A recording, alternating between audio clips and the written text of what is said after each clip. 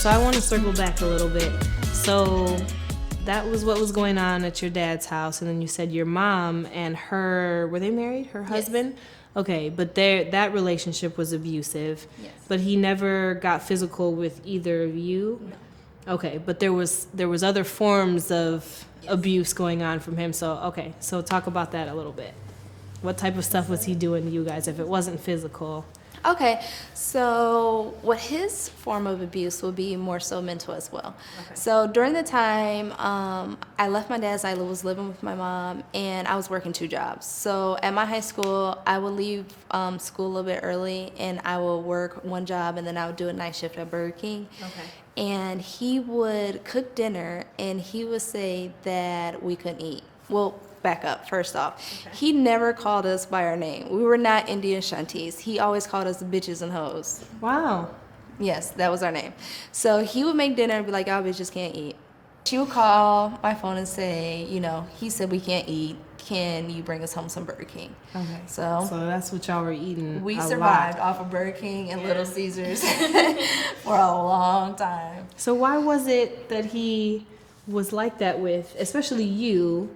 Why was he like that with you? I don't know, because he brought me into the family. Okay. He was my goddad before, Oh. her mom was my godmom. Mm-hmm. He knew my family from way back. But I don't know why it was like that. I don't know if it was because, the relationship was toxic and, my godmom, we used to spend a lot of time with her or take up for her. Okay. Okay. So Maybe it was that just I don't know. So did he have his own kids, or Yeah. he did? Did he Yeah. do that with them?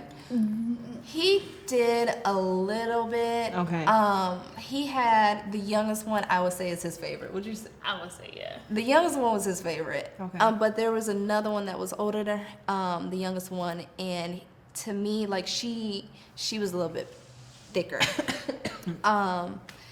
But it wasn't like it was her fault. My stepdad, he was a bigger man, and it's just right in our family. So he would she would say, "Daddy, I'm hungry." He'd be like, "You need to go in there and eat some fruit. You need to go to say that." And I'm just like, she hungry. Leave her alone. Ain't nothing So it wrong. was more of a mental thing with her too. Yeah, and I went home not too long ago, and they were on FaceTime, and he was like, "I thought you've been working out. You told me you be in the gym." She's like, "Daddy, I do be working out and all this stuff," and on FaceTime and trying to suck in. I'm like, "Girl, stop. You are fine just the way you are. Stop." Okay. So all right. So fast forward a little bit, when you were with your son's father, that relationship was abusive as well. So it's not my son's father. Oh, okay. But yes, I was in a relationship, and it was very abusive. It was very controlling. Yes, it was just, to say the least, very abusive and very controlling. Was it throughout the whole relationship, or was there a point that you feel like it started up for some reason? I don't think it was. Of course, you gotta wine and dine. Okay, you gotta pull me in a little Right. bit. So But he did all that, and then it was at first, grabbing me, and I was like, "Hey, I don't like that." And it was like, "Okay, I won't do that no more." And then it got worse from there and there. Okay. So how long was it that you guys were together, and that was? we were together for a long time. It was a situation when we went to Michigan to announce that I was pregnant, and we actually got into a fight, and she had to break it up while I was pregnant. Oh, you were pregnant? Yeah.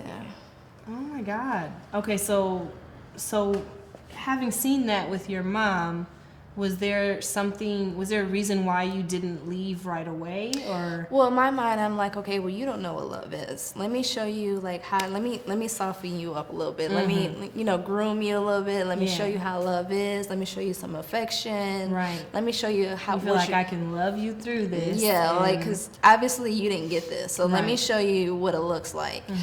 And I thought that's what. that would work, Yeah. and it didn't. No. Okay. So was there any type of sign early on that that there was an anger issue, Yeah. or what type of stuff was he doing? Like I said, grabbing. There was a okay. time where we went to Jasmine's house, and it would be me and my sister, we play games on against each other on the phone all the time. And so I think we were in the living room, but we're playing with each other, like sitting next to each other on the game, and they're like, let me see your phone. Okay, but I need it back. I'm about to play a game, like I'm playing a game. But you went from that to going through my phone, and my sister's like, I don't want that in my house. Like, Right. No. why you're bringing that drama here? No. Did he give it back, or was it? After after it was all done, looking through it and all that. So that stuff. was another way that he kind of would Like be controlling. Right, like to do it in front of people because, I wouldn't want Oh. to cause a scene or anything. So that was his time. Which I feel like makes wow. it worse because Yeah, if you can that's do so, that in front like- of other people, yeah. Yeah, right. If you can do that in front of other people, ain't no telling what you're gonna do when nobody's around. Right. That's crazy. Okay. All right. So, how do you feel the stuff in your childhood affected you? Like, do you feel like that affected how you dealt with that situation, or just dating in general? Everything that you like, the abuse that you saw and the abuse that you suffered. Like, do you feel like it made you weird towards men, or It not definitely trusting? made me, Or definitely made me weird towards men. It didn't make me not trusting. It did make me, I'm like, okay, my stepdad did this to my mom. My dad did this to me, so. was it something that you almost felt was normal because you No, saw it so I didn't much? think it was No. normal Okay. at all. I did not think that was normal because Okay. I had a poppy. My poppy showed me love. That Mm-hmm. was love. And if I could find a man, or if there was somebody that could love me like him, then So you knew that this was. yeah, there I was a know that's problem. love. Okay. Right. So and then you said that you got yourself into counseling at one point, or did you? Yes, I've gone to counseling like throughout my whole life. I went to counseling as a child. Did they make you go to counseling? I think the Okay. court did that. Yeah, Yeah. I can't remember that part, but I know I went. Mm-hmm. So I went to counseling as a child, and then I went to my own counseling, and then I went to couples counseling, Mm-hmm. with my past relationships. So I've tried all that. Right. So you realize that those are things that can cause like issues down the line. So that's really good. I feel like a lot of people don't like there's a stigma around that, or guys especially, that they feel like I feel like I might be like this too, but I almost feel like it makes me weak to talk about it or complain about it, so I just don't say anything. Yeah. And so I feel like that's a really big step of you to like realize that on your own and go get help. Yeah. Did you ever end up doing that, or? Yeah, so when, I do think it was court ordered. So when she went to counseling as a little kid, they kind of just, like I said, we were always kind of like put into situations together. So I had to go to counseling for a little bit, because I have my own set of like issues Yeah. and things. So I have went to counseling as a young child, but never as an adult. She's always kind of went throughout her life. That was kind of the only time I had Okay. with counseling. Yeah, but never as an adult. Okay, so do you two feel like, I know that you guys were in separate homes, but do you feel like the stuff that you guys witnessed or went through yourselves, did it affect you guys when it came to like relationships with other people? Yeah? Like as soon as I call me out my name, I'm done. Like I drop you. Like I drop you. I don't do disrespect at all. Like at all. So Yeah, with me, I feel like it definitely, being emotionally abused, especially from a young age, and seeing, your best friend physically abused, I had to go through a lot of bad relationships, bad decisions. And actually, it wasn't until my husband that I kind of realized how a man should treat you and how properly being loved and being lifted up instead of putting down, how it could affect you as a person. I think when me and him started dating, I realized how much our childhood had affected me, and I didn't really know that it affected me the way it did. So now I look back and kind of like my early teens and my early 20s, and just You realize all that the stuff really- like shapes you, it and you don't definitely- even like absolutely. notice. Yeah. So, okay, so you two are moms, right? So how do you feel like there's certain things that happened when you were a kid that you guys make a conscious effort to like, I have to do this differently with my kid? Or were you ever scared before you became parents? Because I know for me, there's a lot of stuff that I went through that like, I want to have kids, but it does scare me because I'm like, I don't want to wake up one day and realize, the kid's 12 and I realize I've been doing exactly everything that went wrong in my childhood. So was there ever a point that you guys were scared about having kids or being parents? And are there things that you guys have to make a conscious decision every day to do differently for your kids? I don't think that I was scared, but I want to make sure that my son has a voice. Like if he has a question, he can come talk to me. If there's something that he's unsure about, he can come talk to me. Because when my situation happened to me when I was in elementary school, I didn't know how to talk about it. I didn't know what it was. I didn't even know how to even start the conversation. Right. You know, so my son needs to make sure that no matter what it is, write it down. I don't know, sign language. I don't know, use symbols. Communicate to me somehow. Yeah. Get it to me. Like Okay. I got you. That's good. I'm gonna take care of you. But I want him to make sure that he's comfortable at all times to talk to me. Okay. And I'm always gonna trust what he says. Right. And I'm gonna protect him. Mm-hmm. Yeah, with me, I was terrified to have kids. I always like to say I am who I am in spite of my parents, and not because of them, because I know exactly what I don't want to do. I think especially when I found out I was having a girl, I just always say I want to make sure that she never feels put down for anything. I want to make sure, kind of like Mrs. you're saying, I want to make sure she has a voice. I want to make sure that I don't do anything to make her self-conscious of her body, to make her self-conscious of her intelligence. I don't want her to ever feel like she's not the exact person she's meant to be. Yes, I was terrified. I was scared because I'm like, God, I don't want to make the same mistakes. Yeah, I don't.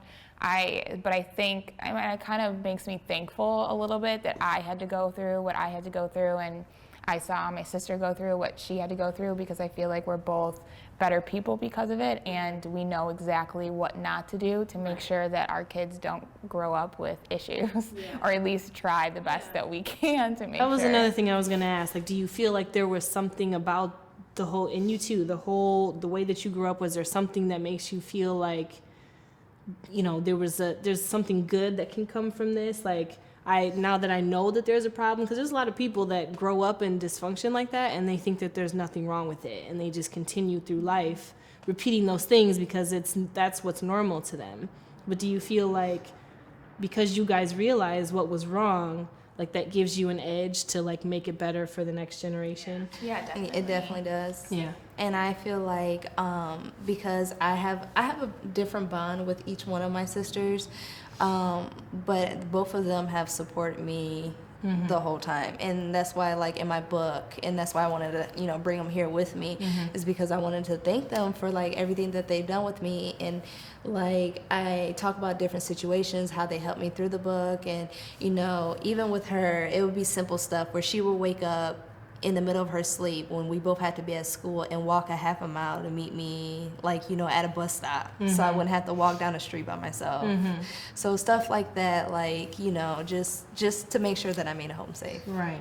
Stuff like that. Just little things that mean so much to you guys. That's so cool. Okay, so as far as you guys, like, relationship-wise, because again, you guys were kids and you had to watch all that happening, is there like another part of you that's like on high alert all the time because you don't want your kid to see, like, is there, with your husband, do you make sure that, like, I have to make sure that this relationship is good because she's watching? It's not just us, it's like what's going on between me and my husband is going to affect my child too. Yeah, definitely. I think because of just, I knew my husband has known my family even before me and him were together. That's kind of helped with that situation a lot, because he's kind of seen like the emotional abuse from both, with both of us.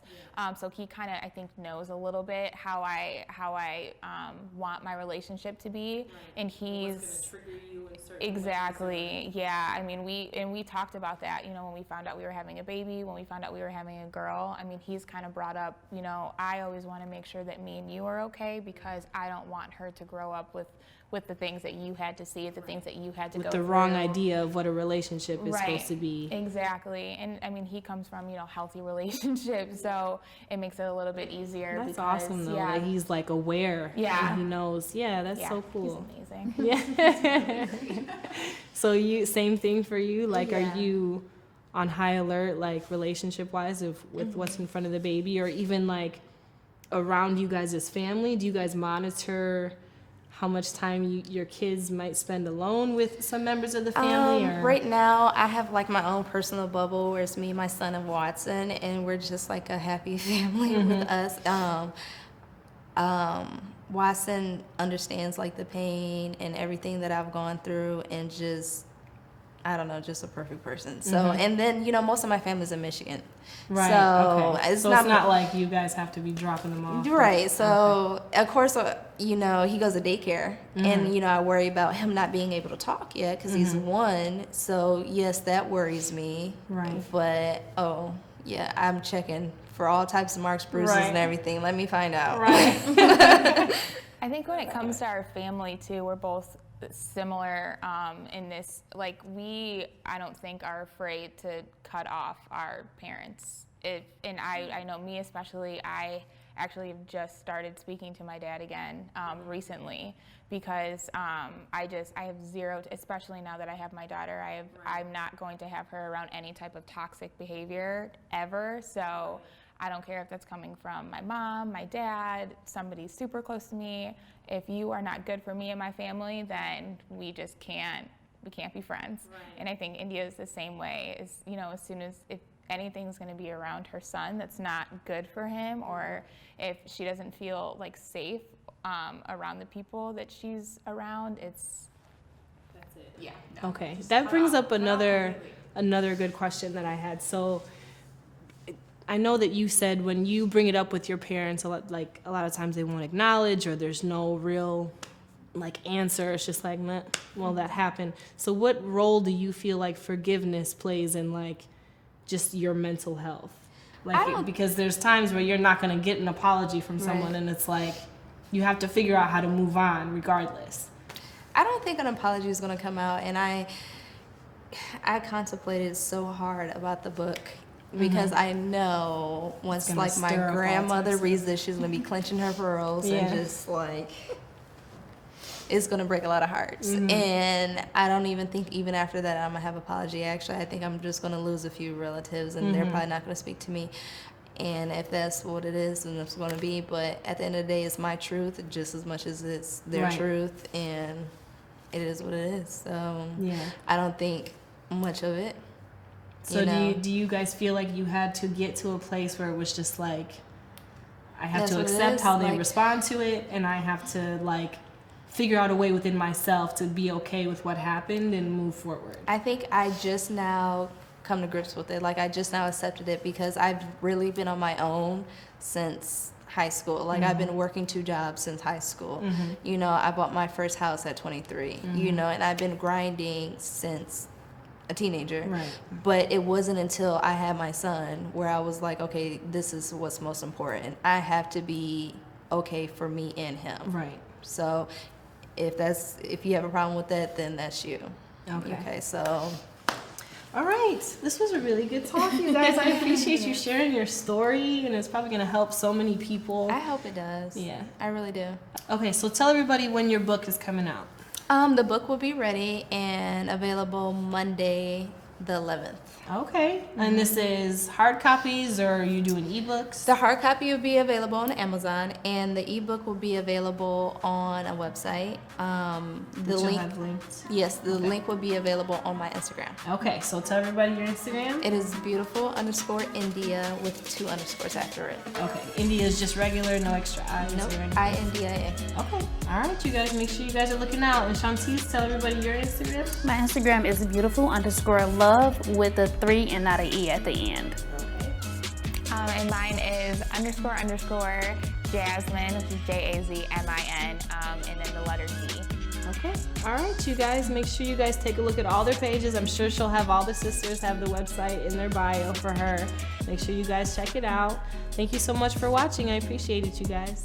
Bye.